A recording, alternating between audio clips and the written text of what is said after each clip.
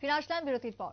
ফের দুর্ঘটনায় গুরুতর আহত বাইক চালক এবং এক পথচারী। ঘটনা একেবারে রাজধানীর বুকেই, যদিও খয়েরপুর এলাকায় দুর্ঘটনা সংঘটিত বলে খবর। দুজনকেই নিয়ে যাওয়া হয় জিবি হাসপাতালে, বর্তমানে চিকিৎসাধীন রয়েছেন আহতরা। তবে দমকল কর্মীরা ছুটে যান ঘটনাস্থলে দুর্ঘটনার খবর পেয়ে এবং আহতদের চিকিৎসা চলছে জিবি হাসপাতালে। দিনের পর দিন দুর্ঘটনায় আজ গুরুতরভাবে আহত হলেন চালক এবং পথচারী মহিলা। ঘটনা প্রসঙ্গে দমকল কর্মীর কি বক্তব্য শুনুন।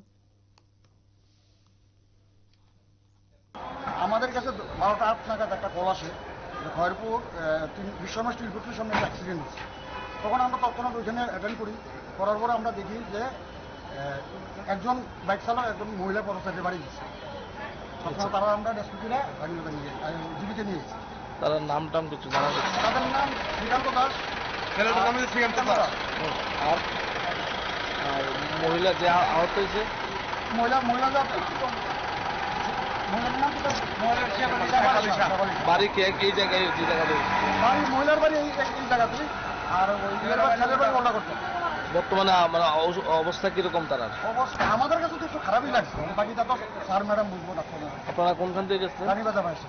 কোন জায়গাতে হয়েছে ঘটনাটা? খয়েরপুর আপনার নামটা? এলেভেন রাজীব। আপনারা শুনলেন দমকল কর্মীর বক্তব্য। দুর্ঘটনায় গুরুতরভাবে আহত হয়েছেন চালক এবং পথচারী। বাইক দুর্ঘটনায় আহত হয়েছেন চালক বলে খবর। মহিলা পথচারীও গুরুতরভাবে আহত হন। খয়েরপুর এলাকায় দুর্ঘটনা, দুজনকে নিয়ে যাওয়া হয় জিবি হাসপাতালে। বর্তমানে তাদের চিকিৎসা চলছে এবং ইতিমধ্যে দমকল কর্মীরা তাদের উদ্ধার করে নিয়েছেন, যেমনটা জানালেন সংশ্লিষ্ট দমকল কর্মী। একটা বিরতির পর ফিরছি, সঙ্গে থাকুন।